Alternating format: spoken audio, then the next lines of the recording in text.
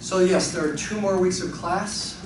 And again, like I told you before, the plan is we're going to meet 3 times this week, Monday, Wednesday, Friday, going through the final bit of new content to know for the final exam from Chapter 6, the Residue Theorem and applications of the Residue Theorem. And then you've got next week, Monday and Wednesday, we won't meet because you'll have time to work, extra time to work on your project, or sleep in if you so choose, I suppose. But I will be available. I will be available for consultation during this time, so you may want to take advantage of it anyway, as it's sort of extra office hours at the 8 o'clock hour. If you want some extra help, if you're looking for ideas, I can try to help you with that too. I'm hoping today that we can sort of do exploratory kind of stuff and experiment with Mathematica and inspire you to believe you can experiment with Mathematica to do something for the project. And again, the main thing is you're trying to make a manipulated animation of something in complex analysis that I have not done that seems kind of interesting, and it doesn't necessarily have to be that profound, but kind of interesting to you, and you'd like to explore it a little bit with manipulated animation, and again, write up about a 1-page summary of the math behind it. I don't have an official length as far as your summary, but I guess that's what I'm saying, is to sort of aim for 1 page worth of content. It doesn't have to be super deep. It doesn't have to include proofs, for example. But it should be a basic explanation of your understanding of the subject matter that would be understandable to your classmates, too. Make it understandable to your classmates. And then Friday next week we'll review, and our final exam is very late, finals week, Thursday. I think it's the early hour. Or, no, it's the late one, 2:45. Wow, okay. For those of you graduating, it's like right before graduation. So, anyway, I also, your life is, well, kind of like this Mathematica notebook, kind of like a blank slate, right? Well, you have, of course, you have all your life to this point that's not a blank slate. You are who you are based on the way God made you to this point, but where you go, where God leads you from this point is kind of, an unknown, and that's good, that's exciting, right? You don't know what God has in store for you. I hope that doing math will continue to some degree, and maybe even complex analysis. This is an introductory course, and it's meant to really give you a taste, like a taste for honey. This is Proverbs chapter 24. My son, eat honey, for it's good. Yum, yum, right? And the drippings of the honeycomb are sweet to your taste. Know that wisdom is such to your soul. Okay, and that wisdom, of course, includes fellowship with God, but also learning about math and maybe even continuing to think about complex analysis further in your life. This is just an introductory course. We aren't really that much focused on proofs. A graduate level course would focus on proofs a lot more than we have. So we're experimenting, we're exploring, and let's do that today. For the most part today, I want to focus on one example and kind of unpack it in the context of both things that we've done and things that we're going to do here this week. And that example, let's make a new section, is integrating the function 1 over 1 plus z squared. Now I'm just sort of leaving it vague like that, integrating that function. What kind of integral am I going to do? Well, we're going to do various kinds of integrals with this function and see what kinds of things we can get. What do you already know about integrating this function? Pre-complex analysis. In other words, calculus, or maybe even real analysis. You know that if x is real,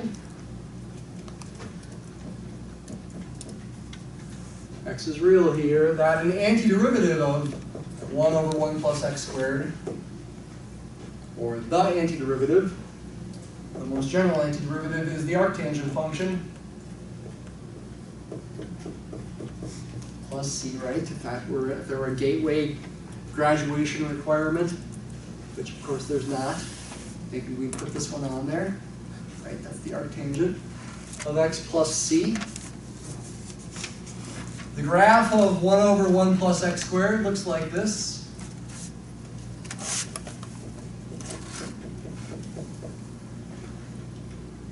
Over the real line. And it's, well, arctangent of x looks like this. It has horizontal asymptotes of plus or minus pi over 2. Right? Antiderivative of 1 over 1 plus x squared is arctangent of x plus c. The derivative of the arctangent function is this function. Does this function have any applications? I can imagine applying it to probability. Kind of looks like a normal curve, doesn't it?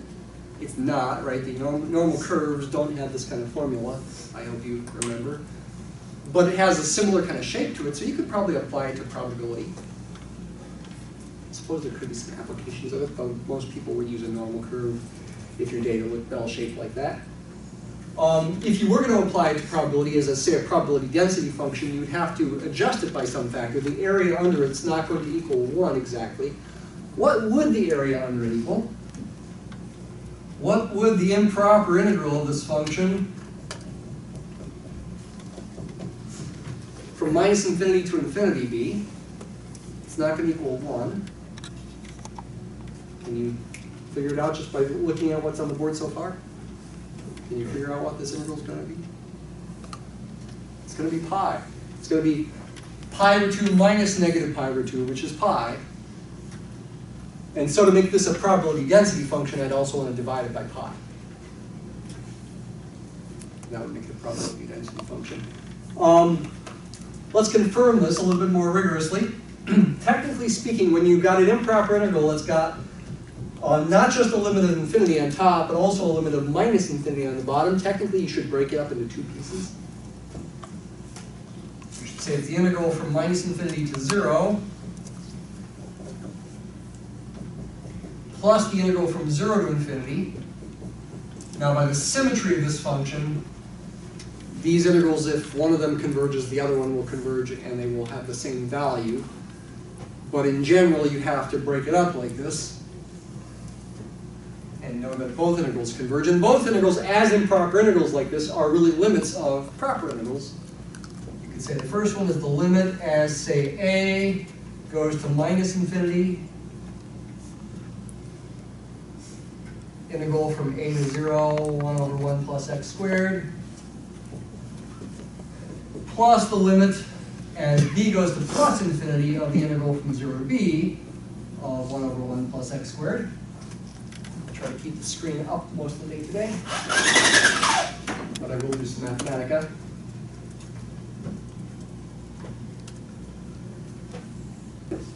And yeah, arctangent of x plus c is your general antiderivative, so when evaluating these definite integrals, you can just use the arctangent function. So we get the limit as a goes to minus infinity of the arctangent of x evaluated from a to 0, meaning I get arctangent of 0 minus arctangent of a plus the limit as b goes to plus infinity of the arctangent of b minus arctangent of 0. A little technicality here. I'm sort of implicitly assuming these integrals are converged by even writing this equality here. Technically speaking, if you're approaching this thing more rigorously in a more of a proof-like manner, you just consider these integrals separately before writing this equals this plus that. Okay, so I'm being a little sloppy, but we won't worry about that. And yeah, we know information about the arctangent function as x, its input is a real number. As a goes to minus infinity, arctangent of a approaches negative pi over 2. Arctangent of 0 is 0. So we get 0 minus pi over 2. I made a mistake here. Good. Oh, okay, I know what's wrong. Gotta be careful. 0 minus negative pi over 2 plus pi over 2 minus 0. The answer is pi. These integrals both converge. and they both converge to pi over 2, and therefore their sum converges to pi, this amount converges to pi. Okay, so another mysterious situation where pi comes into play. You know, why does pi come into play when integrating this function? Why is this integral equal to pi? It's kind of mysterious. There's nothing seemingly related to circles here. So that's what we know so far, pre-complex analysis. All right, now we want to come back to complex analysis. Let's imagine integrating 1 over 1 plus z squared over various contours. We can certainly do this based on what we learned in chapter 5, but let's also go back to chapter 4 a little bit more, and also think of this in terms of real and imaginary parts and vector fields, because that would be good to review, partially to review for the final exam, where I think I probably will put a more geometric problem on there, or maybe I give you a picture of the vector field. So it's partially to review that, and partially to help you believe you could do some exploration on your own.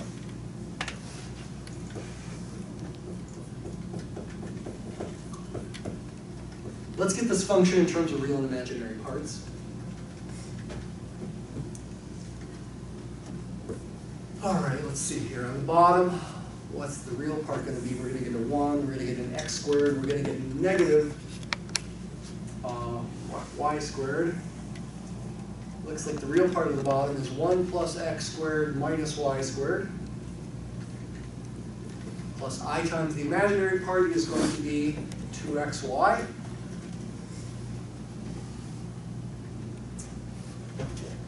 All right, we want to get this in standard form so we can identify what u and v are, the real and imaginary parts. So I'm going to multiply by the complex conjugate at the bottom. 1 plus x squared minus y squared minus I times 2xy. Zoom in if you need to on that. It's a little small. 1 plus x squared minus y squared minus I times 2xy on top as well. On the bottom, I'm going to get a real number. In fact, I'm going to get the square root of the modulus of this quantity. I'm going to get 1 plus x squared minus y squared quantity squared plus 4x squared y squared. And on top, I get whatever I have there.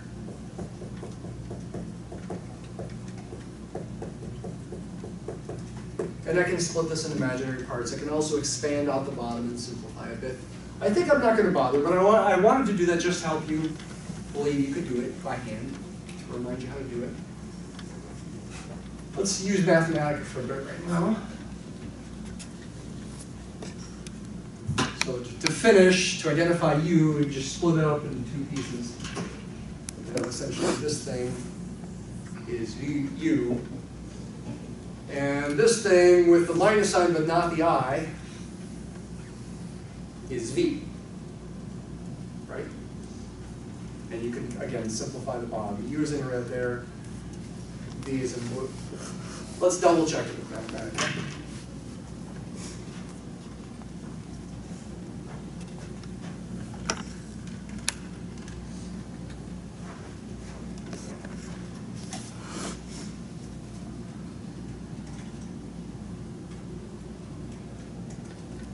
So again, the function is 1 over 1 plus z squared.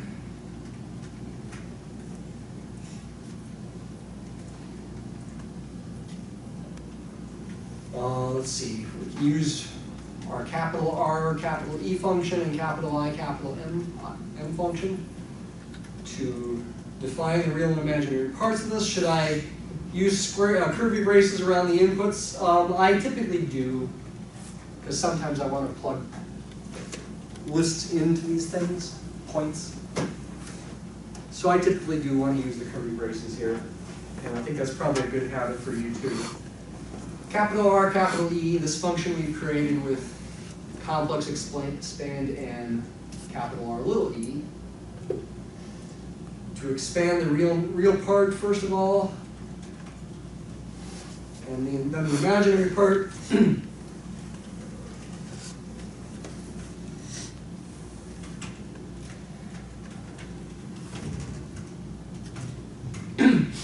And we can see these functions. Let's see if I do it right here.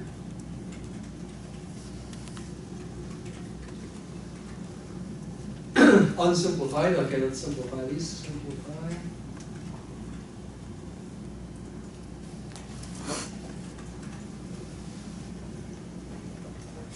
Okay, the denominators are written in kind of a strange way. The numerators are both right. Have the negative sign there. Are these denominators the same? Compare here. If you expand this out, you would get an x to the fourth in there. What else would you get? You'd get an x squared and a minus y squared. You get a minus x squared, y squared. Oh, I don't know that I want to bother checking it. Okay, let's just double check this in the following way.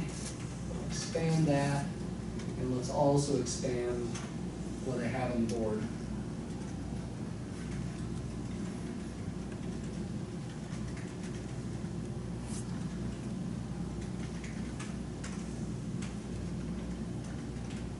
So these should expand to the same thing.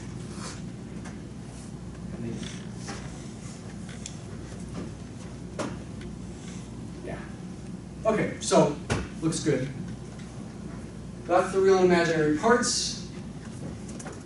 How about what kind of vector fields do we want to make with this? There's 3 vector fields that we typically have thought about here. We've used this capital phi notation, both for these functions as mappings and for the functions as vector fields. It's maybe not the best notation. I don't know. It's my notation. That's the vector field UV. Then I called phi bar the vector field U comma negative V, kind of like a complex conjugate, which was the reason I used a bar there. And then phi star is a vector field orthogonal to phi bar. Let's get these things into Mathematica. As far as integration goes, we've seen that it's integration of these 2 vector fields that's the important thing. The standard line integrals, not flux integrals. I do want to talk about flux integrals a little bit more, maybe on Wednesday or Friday, to get you thinking about possible projects for that kind of thing too. I will go ahead and type phi in here anyway, even though we don't really need it as far as understanding the integral.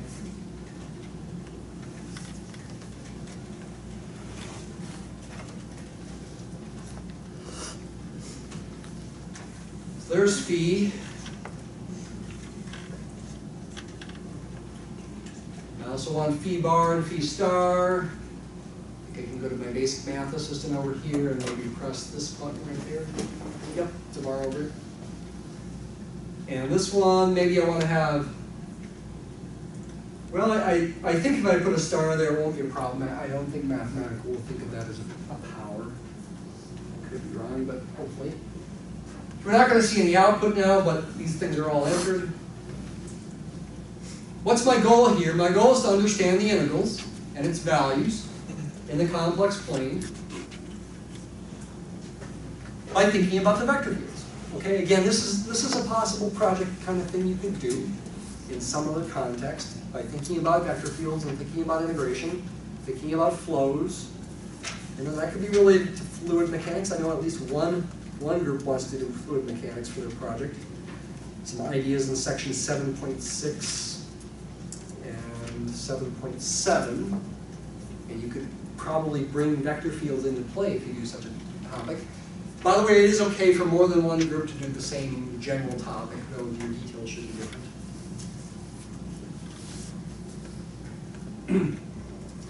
And I'd like to integrate f over, say, circles, right? Keep it simple.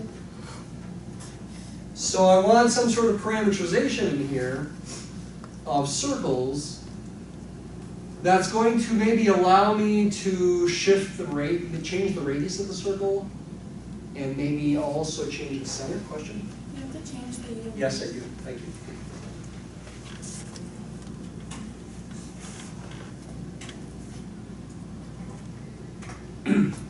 Change the, maybe give myself flexibility to change the radius and change the center. Oh, let's see, how should we do this here? Should we use X and Y just in case we need them? X sub I'd like to let the radius change if desired. And I'd also like to let the center point change if desired. I think I will go ahead and call the center point Z0 instead of, say, X0 comma Y0. If I use the locator, right, the crosshairs to move around, say the center of the circle, it would be in there as a list, which I'd want to convert to a complex number, Z0, before I use what I'm going to do here. But I did have code that will do that, which, by the way, you can use this code that I have up here anytime you want. I do have code that will convert a point into a complex number, P to C, point to complex. So I don't think that's going to be a problem if I do that. I want to take the real part of the complex number as the center of the x coordinate of the center of the circle, plus the radius times, say, cosine theta for the rest of the x coordinate. This is going to parameterize the circle. Use a t instead of theta.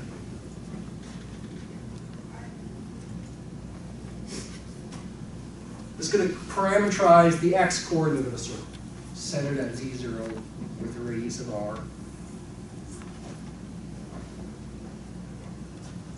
I can do something similar for y, except use a sine instead of a cosine.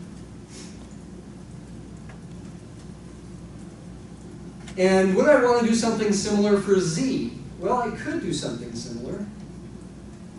These are real quantities. I could make my complex quantity z to be, say, the x plus I times the y. This is different than what we typically have done.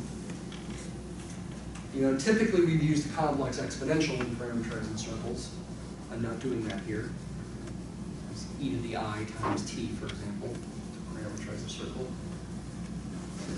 I'm not doing that here, but that's okay. The effect is the same. So this is going to parameterize circles, allow myself flexibility to change the center of the circle and change its radius. Right? We are trying to help you think about what you might do for your project. You might want to think along these lines. Do something similar. It is okay that if you use what I have here, that's fine. What kind of animation do we want to make? Let's see. Let's first not worry about an animation. Let's see if we can get an actual picture that's not an animation first, right? When you're doing Mathematica coding, it's good to start simple and make sure the simple stuff's working before you do more complex things. No pun intended. So, for example, let's just double check that we can make a picture of this curve in a vector field, say the phi bar vector field. Go ahead and erase this now.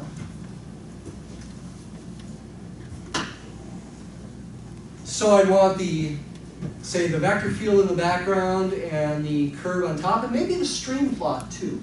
Maybe we want to see the streamlines for the vector field. Not necessarily, but I always enjoy making stream plots.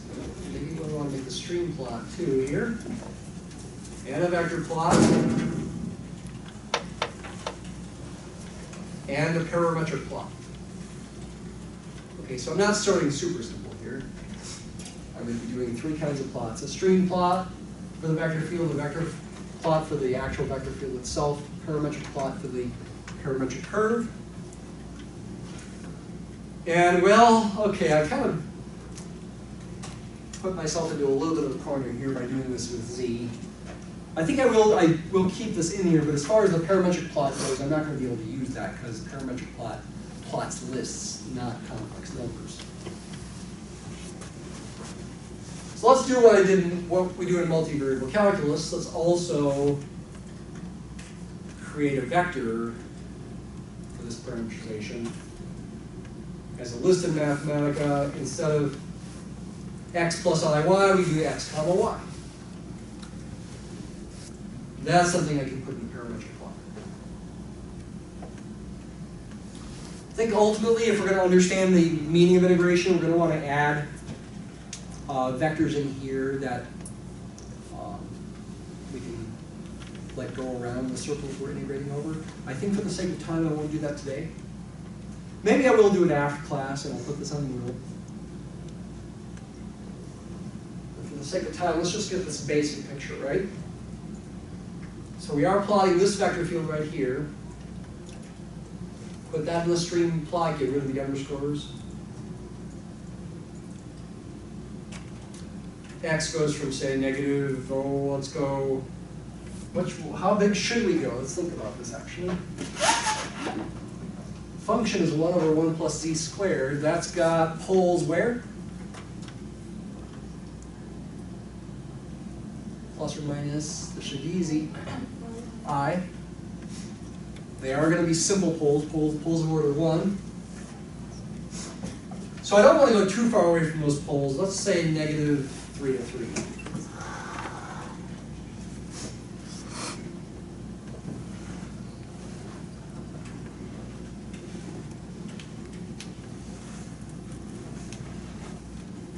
That'll be for my stream plot. Now how about my vector plot? Same kind of input except vector style instead of stream style. And doing the vector scale option with this kind of code makes all the vectors look like they have the same size, which is not accurate technically speaking, but it does often produce a better looking picture. And then I also want to plot this parametric curve, this R here, parametric plot. Get rid of the underscores. I do need to specify, though, what Z0 and R are going to be, if I'm going to make a parametric plot. I'll do that in a second. T is going to go from 0 to 2 pi.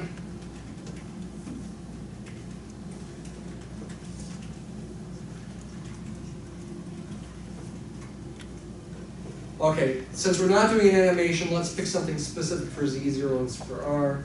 Let's make Z0 be, I guess I am doing this as a complex number ultimately. 1 plus I, and let's let the radius be a half, 0.5.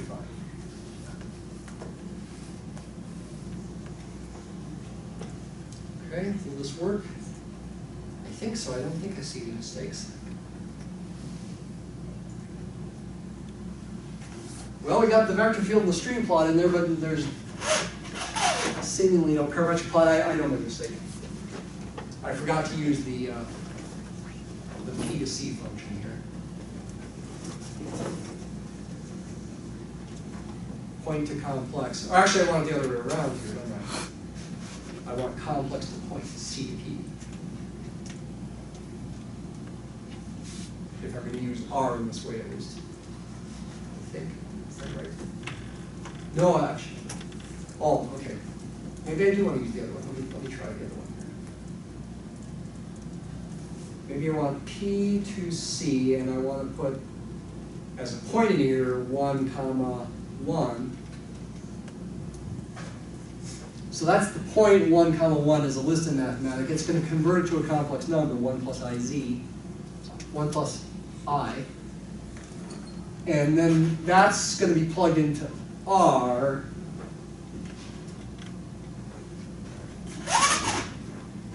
Which means it's plugged into X and Y as a complex number. I'm taking the real part.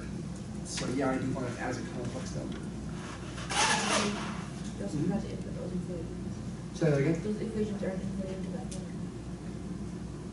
I think okay, I didn't enter that? Is that right? Okay, thanks for noticing that. Okay, let's try it now. There we go. All right. Actually, you should be able to predict what this integral is going to be over this curve. What is it going to be? Think about the function and where its poles are. Where is it analytic? 1 over 1 plus z squared. It's analytic on the entire plane except for plus or minus I. I'm avoiding plus or minus I, and I'm not surrounding them. The function is analytic on the closed curve and inside. It's analytic on the neighborhood of it. That includes everything inside. Therefore, the integral is 0. Is it believable looking at the picture? Imagine a unit tangent vector going around here.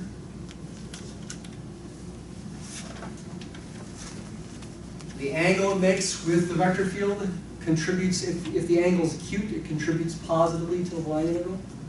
We are talking about the real part here of the integral, because we're integrating phi bar here, right? You integrate the phi star for the imaginary part. So we're getting positive contributions to the integral in here. But once you get over here, now we start getting negative contributions. Your unit tangent vector looks about like that. Your vector in your vector field looks about like that. You've got an obtuse angle, so now you get negative contributions to the integral. Back when you get down right around here, now you get back to positive contributions. Seems like the positive contributions could outweigh the negative contributions, but I think that's a little bit deceiving here because these are poles here and here. And so actually the vectors in the vector field are much longer near the poles than they are further away from the poles. Because that's where the function in modulus goes to infinity, right? So this area in here where we get negative contributions to the integral, the vectors in the vector field are much longer because you're getting close to that pole than they are over here. And so even though it's just a short distance where there's negative contributions to the integral, those will outweigh the contributions over a similar length over here. Ultimately, the integral still is 0.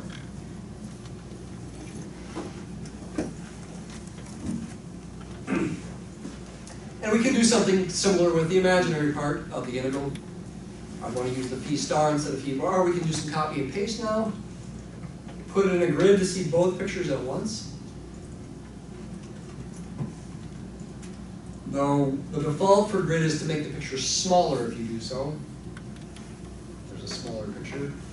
I can make the pictures bigger by using image size. Still within the show, but outside of the StreamPlot, VectorPlot, and ParametricPlot. I think maybe 300 is good, something good to pick. Yeah, that's pretty good.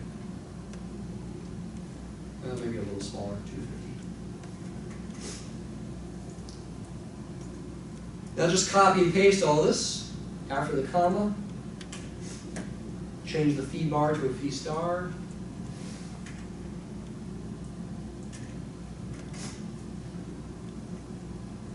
Did you change your vector to a phi star?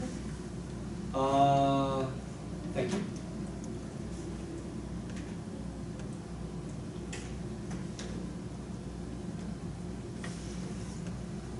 Pretty pictures. The real part of the complex integral is the ordinary line integral that gives you work done by a force of this vector field over this curve, oriented counterclockwise.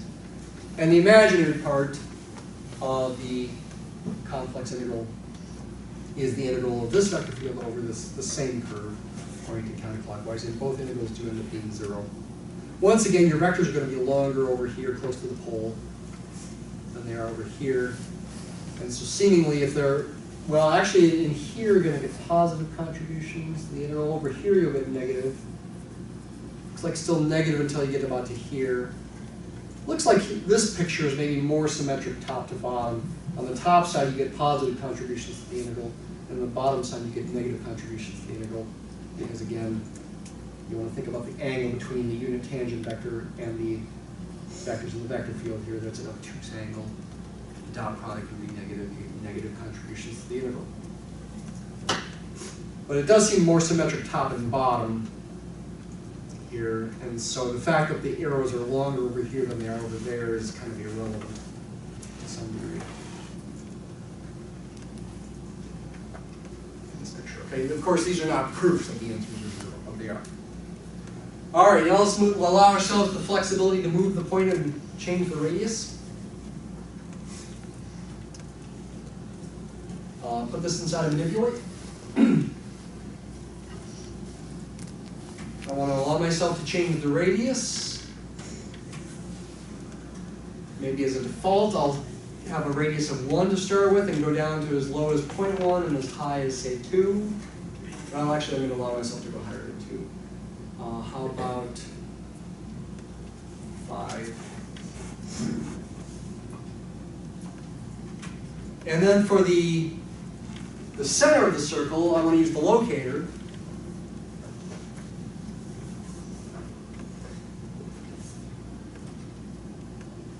Let's see. I'll call the center Z0. I'll let 1, 1 be its starting point, which is the same center as I already have in the non-animation. And then I think the syntax goes like this. I always kind of have to guess a little bit how the syntax goes, and then if I make a mistake, I either try modifying it by myself or I go to the documentation center and look up locator.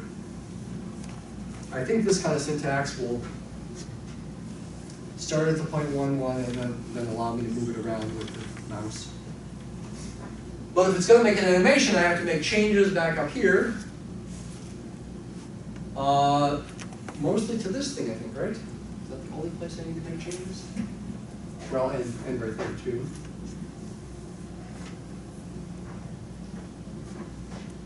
Let's see here. Point to complex. Z0 is my locator location as a point, as a list. That's what I want, just like I had a 1, 1 with curly braces there before. That's my capital R.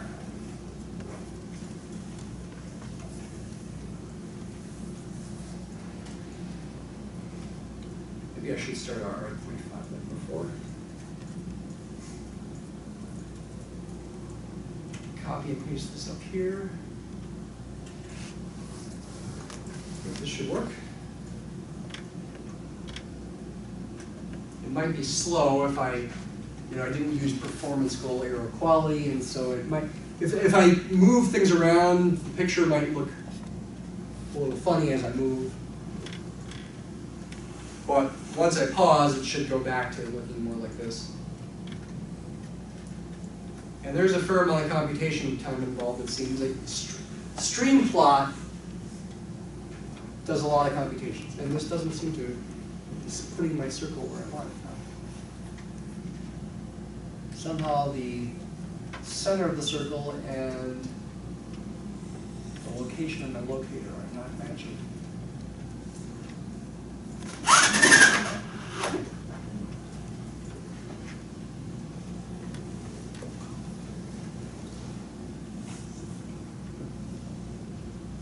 It started right, didn't it? It started at the right point. 1, 1. That looks good.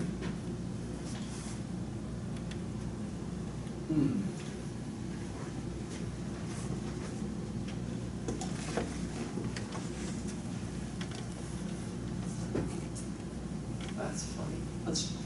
Let's try a different starting point and see if it starts at the right point. How about 1, 2?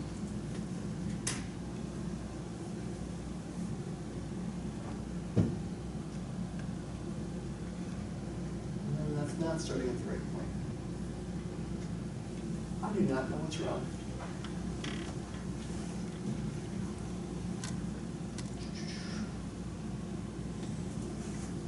Okay, well, I'll try, instead of trying to fix it in front of class and in front of the video forever, okay, and that might take too long and I might not be able to fix it in any short amount of time, I think I'll try fixing it after class. Well, let's imagine that we could move it so that we include the pole, for example. Say this pole. You can see one of these blue things, there's almost a circle there. The red arrows are pointing in the same direction as the unit tangent vectors. You get positive contributions to the integral the entire time. You are going to get a positive real part for the integral. For the imaginary part, it's not so clear. The red arrows are mostly pointing toward the pole there, a circle centered there. It's conceivable the imaginary part of the integral could be 0. Can we figure that out some other way, based on what else we know? The answer is yes.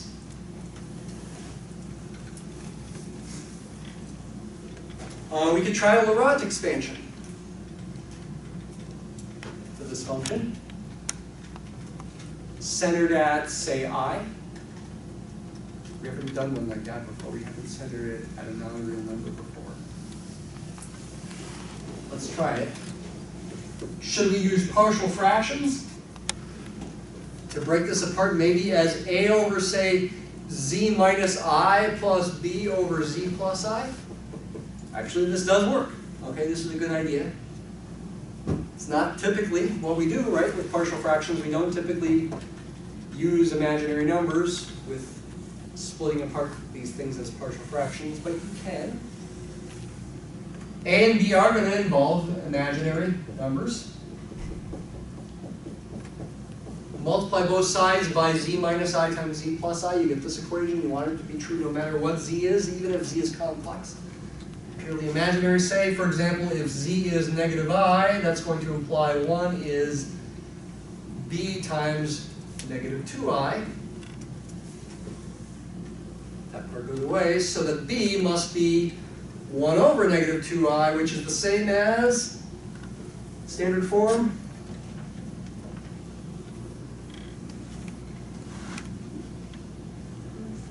I over 2, right? Because negative 1 over I is I. 1 over I is negative I. They are, I and negative I are multiplicative inverses. Complex numbers do form a field. Fields have a correct structure. They're a commutative ring with unit of 1 in which every non-zero element is what? A unit? Or is it unity? Unity is 1. Okay, yeah. And unit means it has an inverse, right? If you plug in z equals I, you get 1 equals a times 2i, so a is 1 over 2i, which is negative I over 2.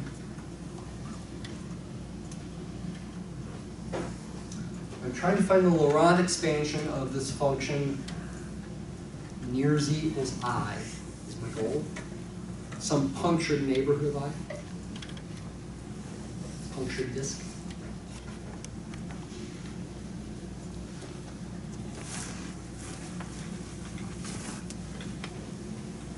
By the way, we are going to come back to that improper integral at the end here. Moving in time. Running short. Okay, 10 minutes.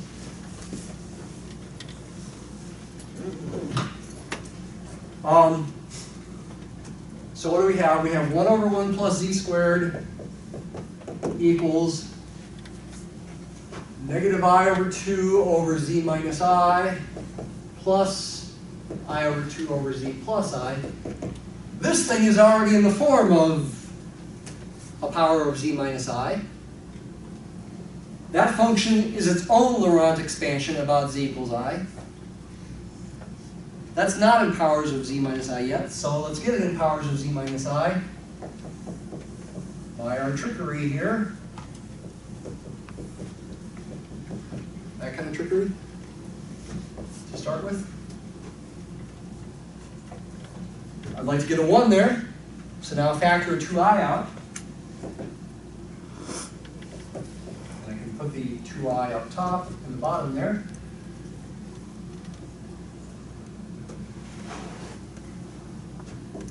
I want a minus sign there as well, so it looks to me like I want to write it like this.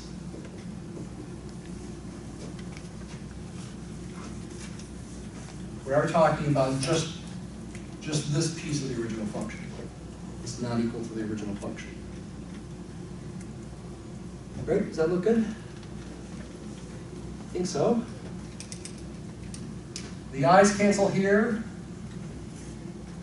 We get 1/4 over 1 minus z minus I over negative 2i in parentheses. I could bring the I up top with a positive sign.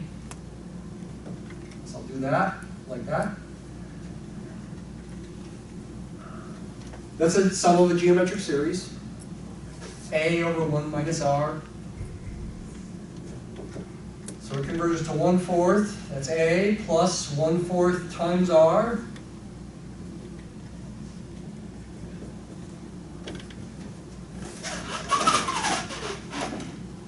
Plus 1/4 times r squared.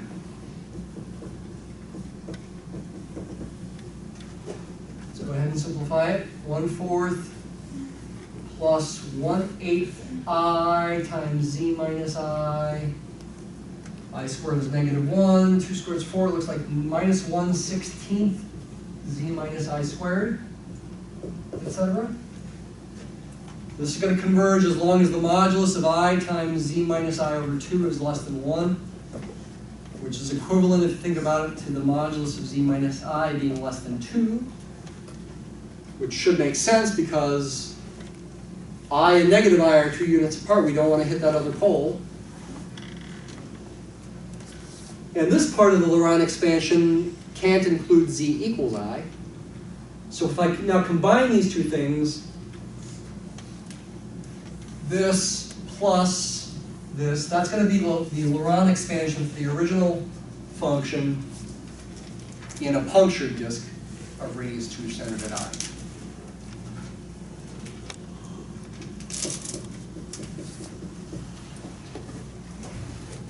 I checked this with series. Series actually works for this.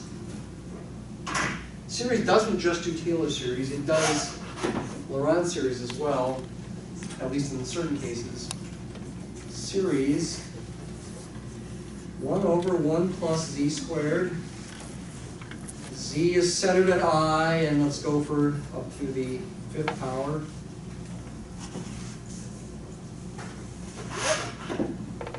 Look, it did the Laurent series. Z minus I is in the bottom there. Negative I over 2 over z minus I. Plus, is it 1/4? Yes, 1/4. Plus 1/8 I times z minus I minus 1/16 z times z minus I squared. It's working. What's relevant here as far as integrals? What's the most relevant thing? Well, I guess there's 2 relevant things.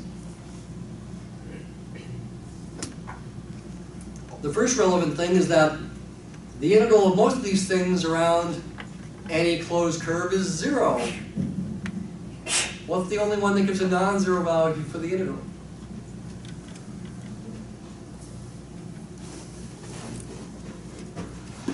That one. If the coefficient on top were a 1, if it was 1 over z minus I, the integral would be what? 2 pi I.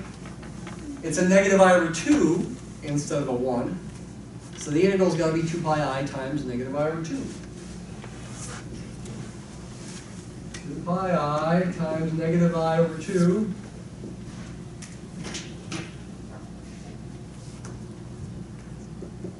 I times negative I is 1. The 2's cancel. The answer is pi.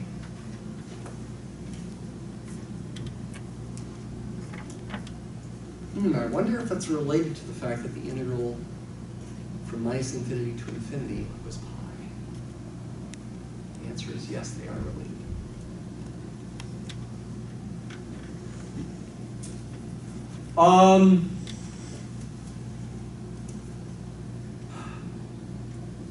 Don't want to quite go there yet. Let me say something else. We have briefly talked about residues before. Let me remind you what the residue of this function is at z equals I.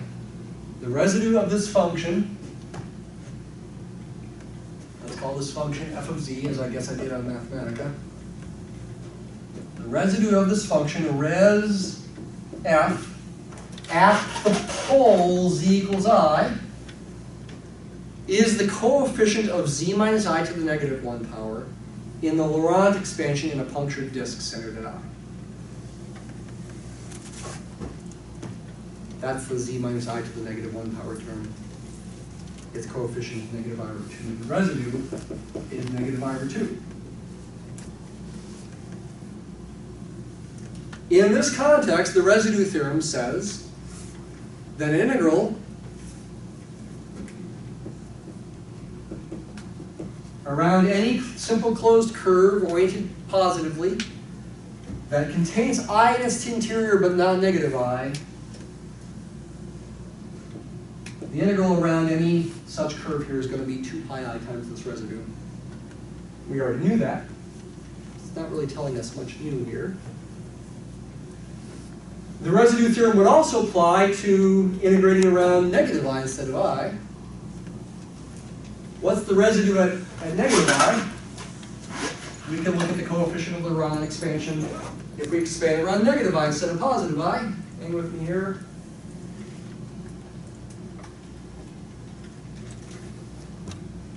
The coefficient is positive I over 2. The residue of this function at z equals negative I is positive I over 2. And the residue theorem would say integrate around a simple closed curve going around negative I would give you 2 pi I times that residue, which would be negative pi, excuse me. But the residue theorem is more general. It says if you've got finitely many poles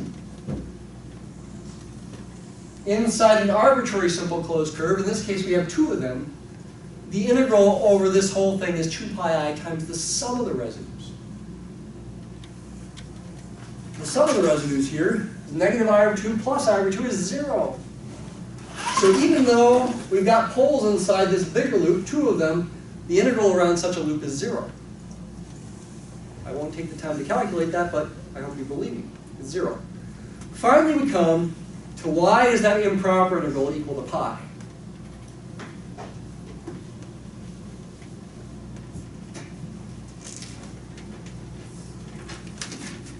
The improper integral is integrating from minus infinity to infinity on the real line. It's not a contour integral over a finite closed contour.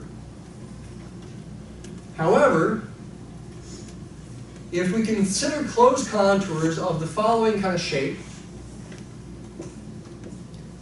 where one component is along the real axis and the other component is a semicircle centered at the origin of a certain radius, the book calls this thing little gamma sub capital R, say, and this thing they typically call C sub capital R. If the entire curve capital gamma sub R is the sum of these two curves, then the integral around capital gamma is the sum of the integrals over these things. And it turns out in the limit as R goes to infinity,